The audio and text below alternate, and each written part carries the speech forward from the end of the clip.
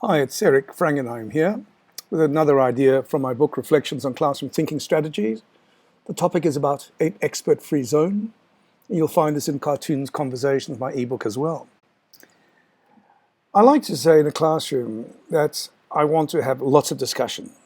I like to think it's our classroom, not my classroom. And to this end, I use this little ruse, if you like.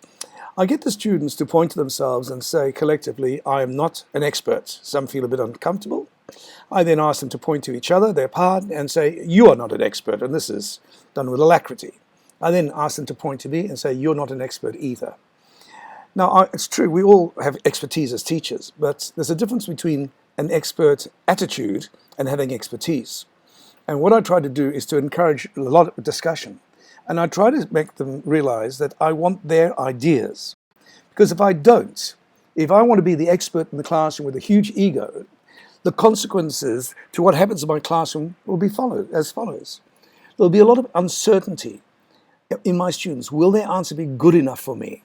They will become to depend a lot on what I've taught them, and they will often parrot that back. They'll become disengaged if they're not particularly sure. And in fact, I will own them in some ways, in some nasty way. I would really prefer to get my students to have the confidence to offer ideas, to enjoy debate, to show humility when they realize that their idea is not too good. And why is that? The reason is that I believe that children should experience success a great deal of the time, not the whole time.